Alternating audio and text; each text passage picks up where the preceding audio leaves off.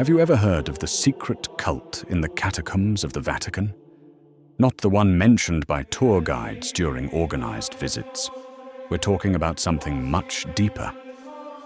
Literally, far beyond the lit paths, away from the eyes of the faithful, where only ancient stones and forgotten tombs bear witness to what truly happens. They say profane rituals are hidden beneath the heart of the church, carried out by a sect operating in the absolute silence of underground galleries. Are these just rumors? Or is there truly a conspiracy buried beneath the dome of St. Peter? As we delve into this dark mystery, we begin to realize that the Vatican walls may hide more than relics and sacred art. There are accounts not found in any official document, signs that escape the eyes of the devout. But for the attentive and the daring, they point to an underground realm inhabited by shadows, secrets, and masses never acknowledged by the Holy See. The secret cult in the catacombs of the Vatican is not just an urban legend.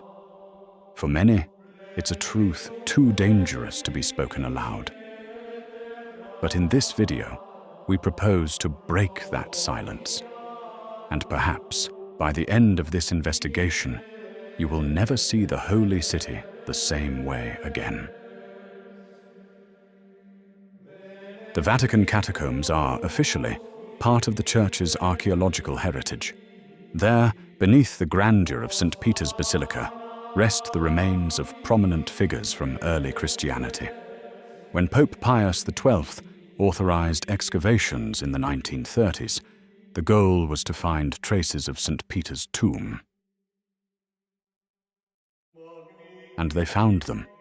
Ancient bones, inscriptions, and even a primitive altar were uncovered, confirming suspicions that the soil had been sacred since the earliest days of the Christian faith.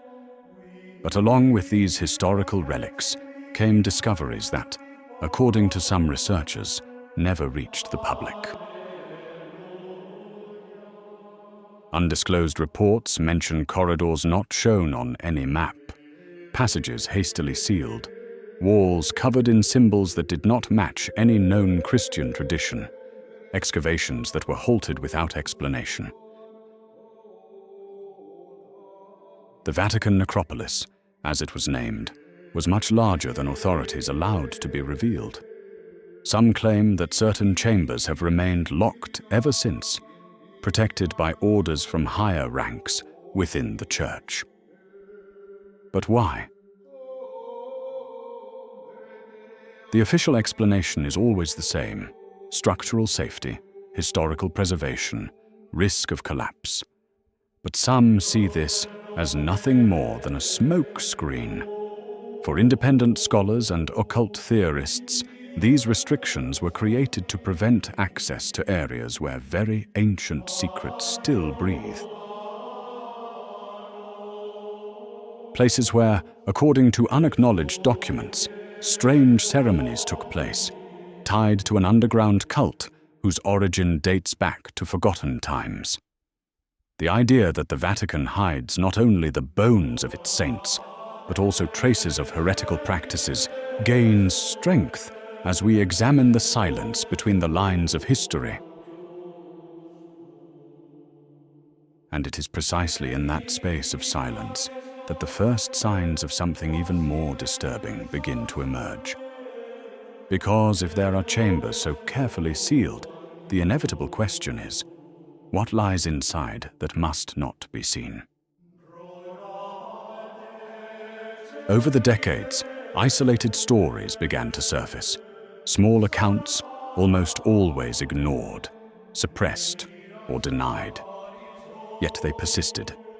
Guards who heard chants coming from sealed galleries, maintenance workers who noticed recent marks on doors, supposedly locked for years, archaeologists who were removed from excavations for openly questioning certain findings, independent journalists who vanished after publishing preliminary investigations about a sect operating beneath the Holy See. Too many coincidences to be mere coincidence.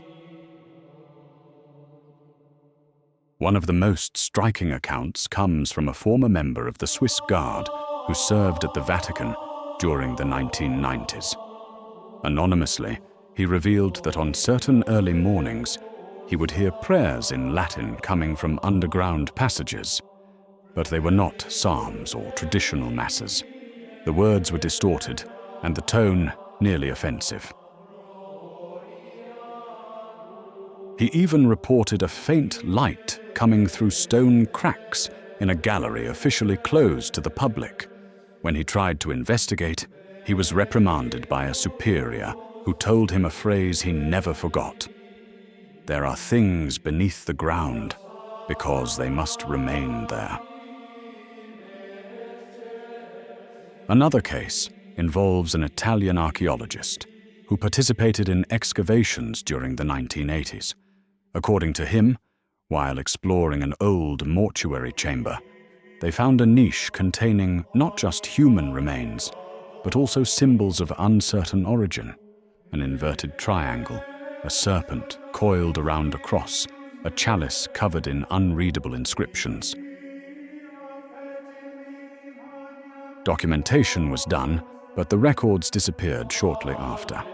The archaeologist, now retired, still fears speaking openly. He claims to have received unexpected visits, requests to stay silent, and more than once noticed his correspondence had been tampered with. There are also clues in ancient documents forgotten in private archives. In letters exchanged between cardinals in the 19th century, there are mentions of parallel liturgies held in the lower levels of the basilica.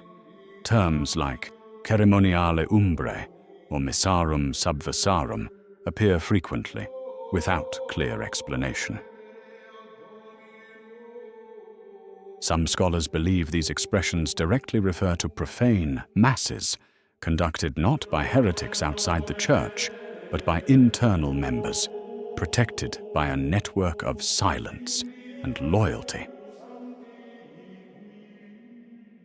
These fragments, scattered over decades, form a patchwork that, when stitched together, outlines the shape of something much larger. The secret cult in the catacombs of the Vatican does not appear in textbooks, but it's etched between the lines of history and in the haunted eyes of those who ventured too close. And from these ancient whispers, we begin to reconstruct its origin. The origin of the secret cult in the Vatican catacombs dates back to a troubled time in church history, a period of internal disputes when the foundations of faith were tested from within. Some documents, found in private libraries of Italian monasteries, mention the existence of a silent confraternity formed in the shadows of the Roman Curia itself. It was not composed of declared enemies of the faith, but of men in cassocks, scholarly priests who had stumbled upon texts far too ancient to be accepted without collapsing official doctrine.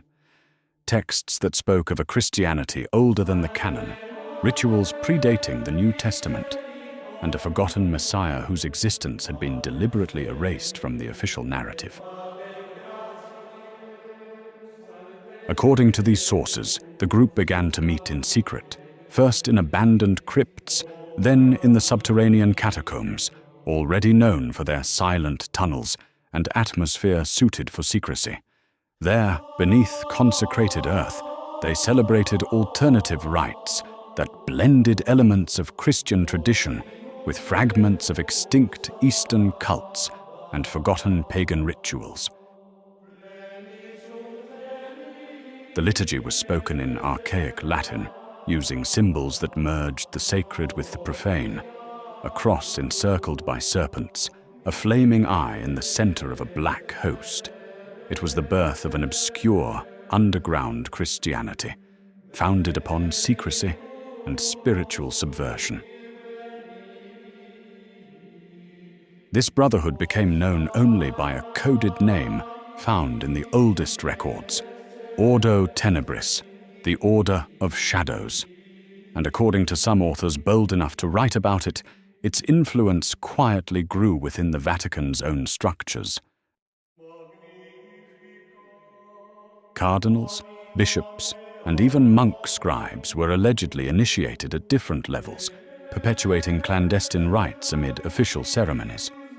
Many of the artifacts used were said to have been crafted by artisan monks during the 18th century, blending consecrated silver with profaned relics in secret rites of inverted consecration. It is not precisely known when this sect fragmented or fell silent. Some believe it still operates under more sophisticated layers of anonymity. Others claim it vanished after a silent pact was sealed at the end of the First Vatican Council. But one thing is certain: the mark of the secret cult remains present in hidden symbols, discreetly carved into columns, stained glass windows, and ancient liturgical books, visible only to those who have learned to see. And even if it all seems to belong to the past, there are signs that the flame still burns, because not every ritual dies in silence. In the deepest darkness of the catacombs, far from any trace of sunlight, there lies a forgotten chamber. Its entrance is camouflaged by rocks and a Latin inscription, worn away by time, which no one dares to decipher. The smell is of ancient dampness, mixed with resin, dried blood, and burnt incense. No crosses are visible, only a rough stone altar, cold as marble from the grave. That place is not on any official map. It never was. As night falls over Rome, discreet movements occur beneath the corridors of the basilica. Hooded men move silently, avoiding any point of surveillance. Their steps follow an invisible choreography, as if every curve and shadow had already been memorized for centuries. They carry objects wrapped in dark cloth, candles, books, ancient goblets, relics never seen by outside eyes.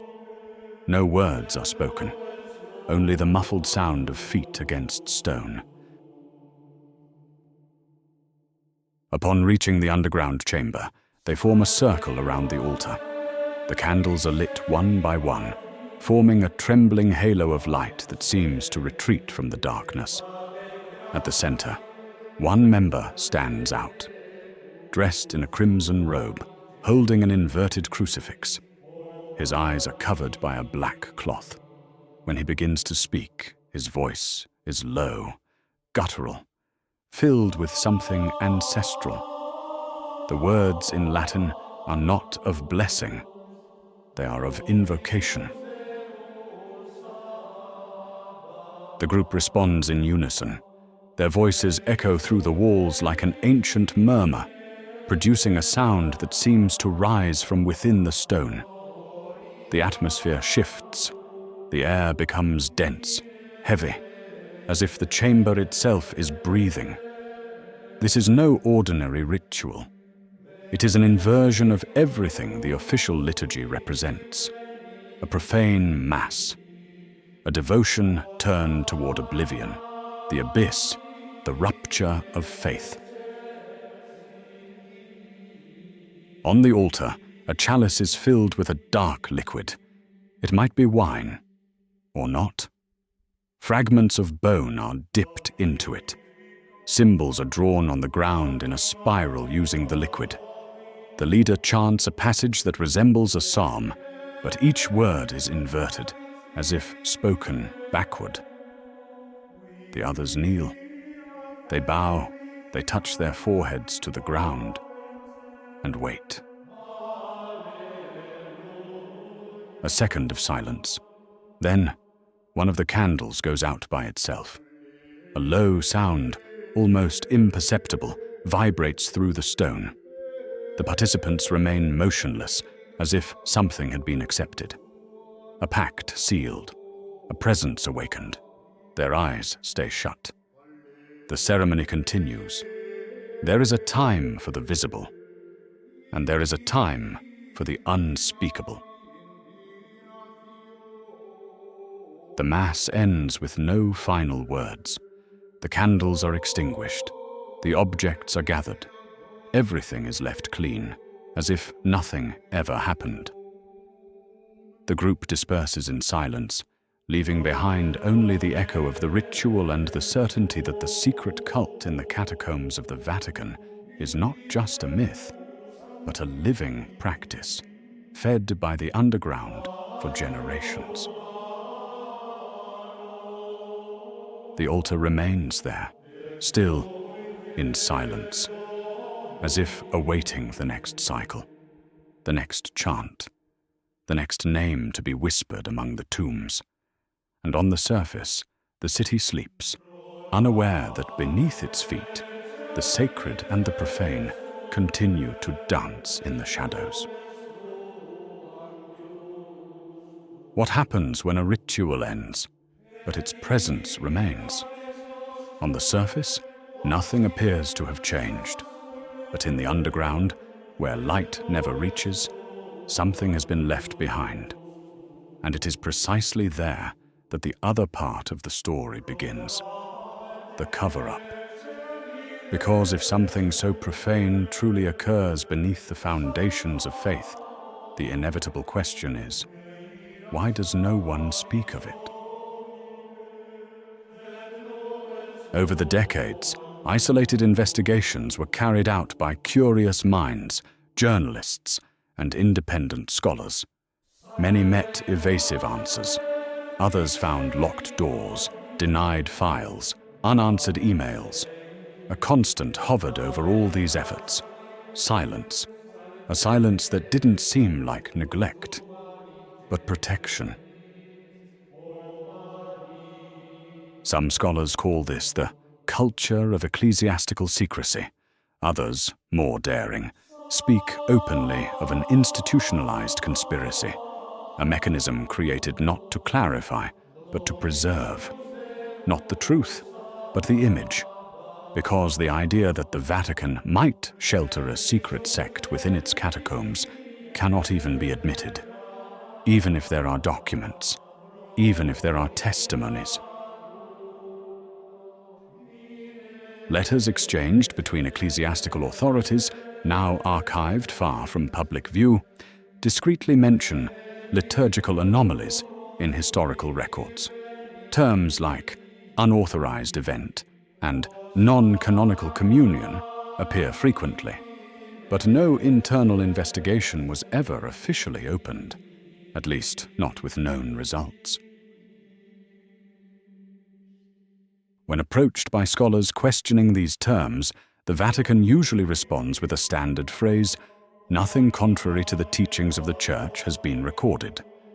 A polite answer, and vague enough to keep the doubt alive. Meanwhile, rumors continue to circulate, feeding the idea that the Church's greatest secret is not in ancient manuscripts, but in what it chooses never to say. Amid so many accounts, fragments, and gaps, the inevitable question remains, are we witnessing a collective delusion? Or a truth so uncomfortable that it must be treated as fiction? It's common when facing the unknown for the human mind to fill voids with stories. But some stories insist too much on existing. And in this case, the echo of unspoken words is louder than silence. Skeptics argue that the secret cult in the Vatican catacombs is merely a symbolic construct, a metaphor for the Church's internal conflicts, a reflection of the tension between the sacred and the profane. They say the rituals never happened, and that any mention of them is the result of legends shaped by the internet, amplified by the popular fascination with the occult. A valid point, but incomplete.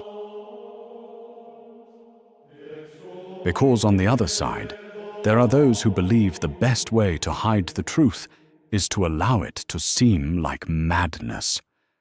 And when documents vanish, witnesses go silent and passages are sealed, what remains is a pattern, a cycle of cover-up that raises more suspicion than clarity. And that alone already says a lot.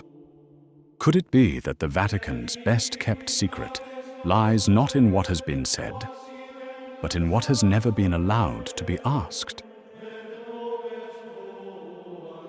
Do you believe all of this is just fiction? Or is there something deep within the Vatican that justifies such persistent silence? Share your thoughts in the comments. Your perspective may be the missing piece to connect this puzzle. After all, when light refuses to enter, it falls upon those who dare to look into the darkness to find the answers. And sometimes, it's the myths that reveal the truths no one wants to face. The secret cult in the catacombs of the Vatican may seem, to many, like a dark tale born from the shadows of imagination. But every legend is born from a whisper, and in this case, the whisper is centuries old. It crawls through underground galleries, weaves around ancient tombs, and settles in corridors where light has never entered. What we've seen here is not merely a theory, it's a provocation. The Vatican's silence about what lies beneath St. Peter's Basilica is not merely a lack of response, it's a stance. And as with every great mystery, the more it is denied, the stronger it becomes. The questions remain open. Is there truly a sect hidden among the sacred tombs? Are profane rituals still performed under the blessing of silence? If this video made you think, share it with someone who also feels that there's more beneath the surface. Comment below. Do you believe the secret cult in the catacombs of the Vatican is real? Or is it an invention to hide an even greater truth? Subscribe to the channel Vaticano Occulto. Activate the bell and join us in the search for the secrets that have been buried, not just beneath the earth, but under centuries of silence. Because truth doesn't fear the dark. It is born from it.